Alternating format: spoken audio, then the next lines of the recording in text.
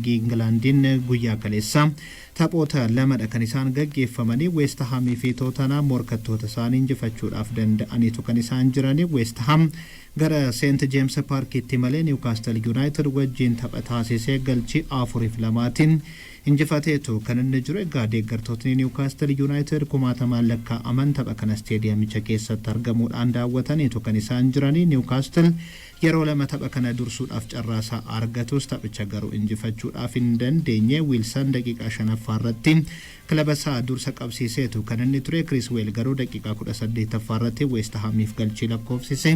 kilabootni lamaan kun wal qixxaachuudhaaf danda'aniitu kan isaan jiranii daqiiqaa 40ffaa irratti ammoo Marfiin Newcastleif galchii garbiraa dabalee Newcastle irra deebiidhaan yeroo lammaffaatiif tapha kana dursuudhaaf carraasaa argatus Ben Rahama daqiiqaa 53ffaa irratti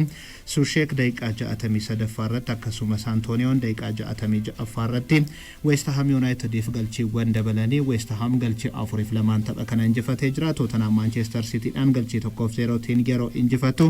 San Hewan gameen galchii tokkitti kana lakkoofsisuudhaaf danda'e jira Tottenham fi Harry Kane tapha kana irratti osoo hin hirmaatiin hafee jira La Liga Spain ammoo Barcelona fi Atletico Madrid morkattoota isaanii injifataniitu kan isaan jiranii Atletico Madrid Celta Vigo'dhaan galchii 2-1tiin injifatee jira Angel Correa galchiiwwan lamaan kana lakkoofsiseetu kan inni jiru Barcelonaan ammoo Real Sociedad wajjin tapha taasisee galchii 4-2tiin injifatee jira Gerard Piqué akkasumas Braithwaite galchiiwwan afran kana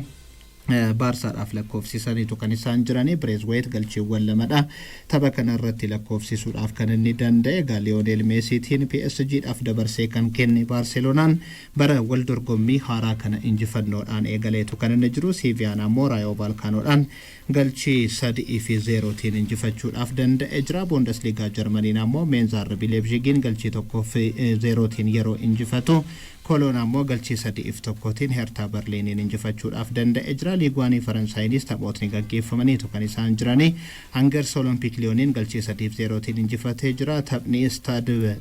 Brestois fi Stade Reims gidduutti gaggeeffame galchii 1-1 wal qixxaadha kan xumurame Clermont galchii 2-0tiin Troyesiin injifateetu kan inni jiru Nantes Metzin galchii 2-0tiin yeroo injifatu taphni Reims fi Montpellier galchii 3-3 wal qixxaadha kan inni xumurasa argachuudhaaf danda'e jiru Olympique Marseille fi Bordeauxnis galchii 2-2 tapha isaanii wal qixxaadha kan isaan xumuranii jiran Tammy Abraham jijjiirraa gara Roomaatti taasisu xumuruudhaaf qorannoo meedikaalaa taasisee kan jiru ta'uunsaas gabaafamaati kan inni jiru Liverpool ammoo Kylian Mbappeedhaan